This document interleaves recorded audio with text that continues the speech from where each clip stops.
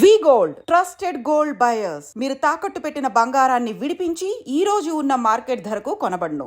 ఇవాళ రైతు రుణమాఫీ చేయలేదంటున్నాడు. నేను సూటిగా సవాలు విసురుతున్న చంద్రశేఖరరావు గారికి వేదిక మీద నుంచి ఫామ్ హౌస్ లో ఉండి వచ్చిన వాళ్ళకి జోలి చెప్పుడు కాదు, అసెంబ్లీకి రా, లెక్కలు చెప్తా.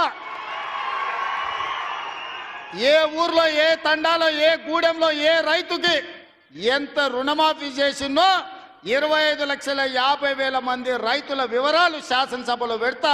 అందుకే అంటున్నా రేవంత్ రెడ్డి, ఇక తిట్ల పురాణం బంద్ చేయి.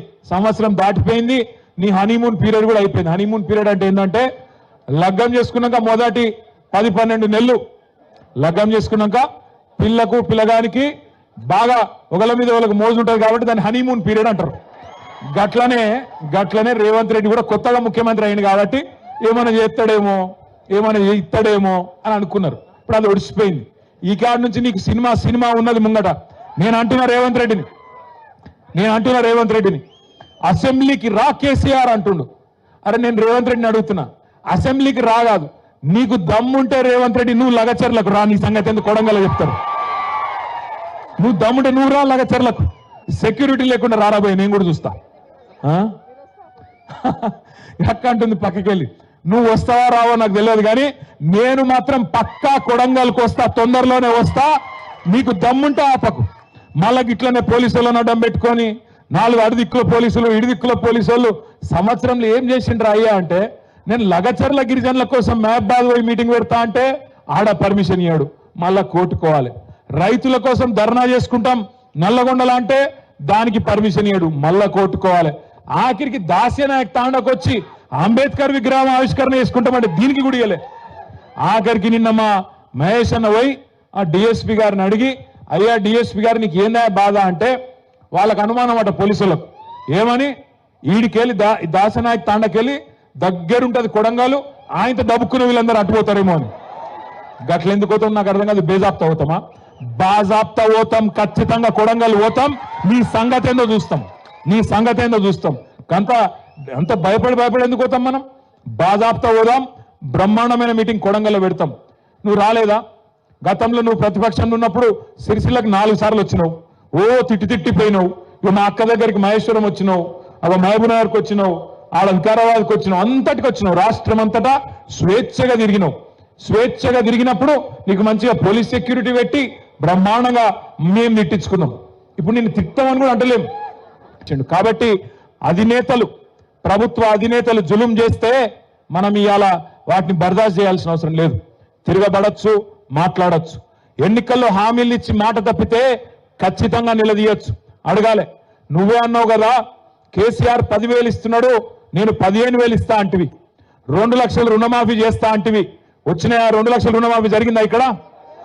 మరి ముఖ్యమంత్రి గారు అబద్ధాలు చెప్పొచ్చా? ఎంత సిగ్గు లేకుండా అబద్ధాలు చెప్తున్నాడు. 2 లక్షల రుణమాఫీ చేసిన అంటాడు. మొదలు నువ్వే మీటింగ్ పెట్టినావు డిసెంబర్లో, 23 డిసెంబర్లో మీటింగ్ పెట్టి ఏం చెప్పినావు? రుణమాఫీ కావాలంటే 49,500 కోట్ల రూపాయలు అవసరం పడుతుందని చెప్పి నీ ప్రభుత్వమే చెప్పింది. కానీ ఇవాళ వరకు నువ్వు ఇచ్చింది 11-12 కోట్లు మాత్రమే. మరి ఏ లెక్కనైతుంది రుణమాఫీ? చారాన కూడా కాలే ఎక్కడ కూడా. నేను అందుకే రేవంత్ రెడ్డిని అడుగుతున్నా, దాస్యానాయక్ తాండా ఇక్కడ నుంచి అడుగుతున్నా మళ్ళొక్కసారి.